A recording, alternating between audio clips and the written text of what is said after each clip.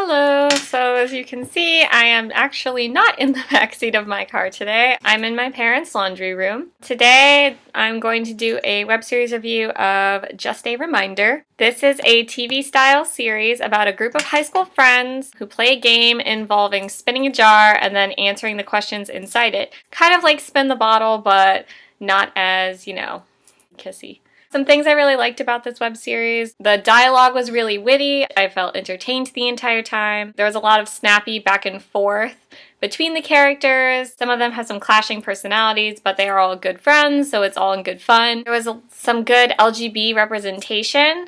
One of the characters has two gay dads and has been adopted, and they talk about that a little bit. Two of the characters who identify as women are in a relationship, and it's presented as a very sort of normal part of their lives. It's not like a special episode. There's not a coming out story necessarily, so that was really cool. I liked that everybody had very diverse personalities. It was nice to see really different people still forming really strong friendships, even though they had very different ways of interacting with the world. As I said before, created some really funny dialogue and some very witty back and forth between characters. The premise of it just being kind of a slice of life where all the friends play the same game as they hang out, and through this game we learn about them and they learn about each other. I thought that was a really cute premise. It's a very good way to kind of build up these little tiny details of people's lives and of the characters' lives that might seem inconsequential but really do act as puzzle pieces to a much bigger picture of who the character is. So I thought that was a really cute way of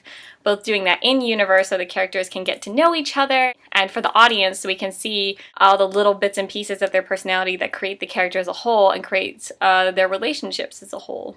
Another thing that I thought was really important is that one of the characters suffers from anxiety. In the latest episode, it shows one character kind of helping them work through a panic attack, asking, what can I do to help you? What usually works for you? And I just thought that was really important to show both what a panic attack might look like, how you can help as a friend, help somebody who's having a panic attack, and while at the same time respecting the agency of a person, knowing what works for them, what calms them down, and that it's not going to be necessarily a situation where a person immediately knows how to help, because everybody's different, everybody experiences anxiety differently. So I really appreciated that as a plot point. Some things that I didn't like about the series, when I watched the series there weren't captions, but I believe there are captions now. But when there weren't captions, it was very difficult to hear and understand some of the dialogue. I'd have to replay parts. I was confused as to how some of the friends' relationships kind of work. I felt like it was hinting at some things that then weren't confirmed in terms of,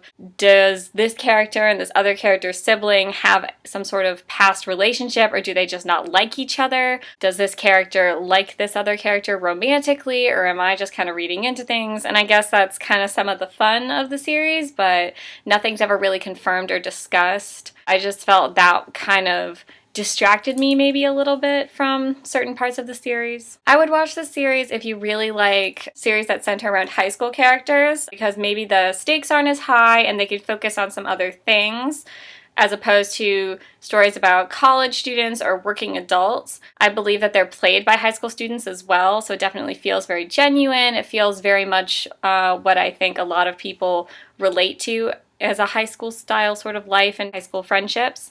As I said earlier, I really love the representation in terms of having characters be LGBT and expressing anxiety. Those are things that I think a lot of people struggle with, and you don't really see a lot of representation in terms of young people with that. I think there's a sort of idea that most LGBT people are older, that they come out later and they're not really having high school relationships, and that anxiety isn't really present unless you are an older person who's been through some sort of very severe trauma like war and stuff like that. I just really enjoyed those parts of representation, and if you do, then this might be a good web series for you to watch.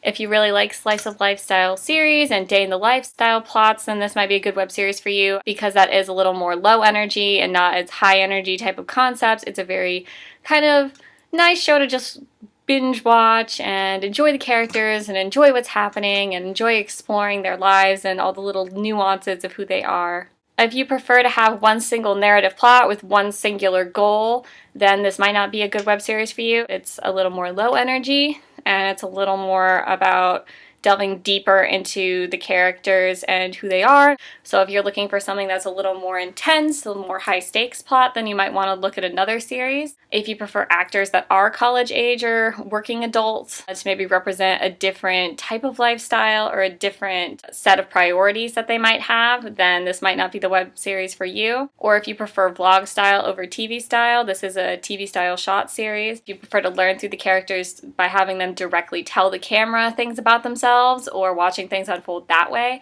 then this might not be a web series for you. As always, like, comment, and subscribe. If you have a web series recommendation for me, please put it in the comments. I have a very long list and I'm always looking for things to add to that list. And yeah.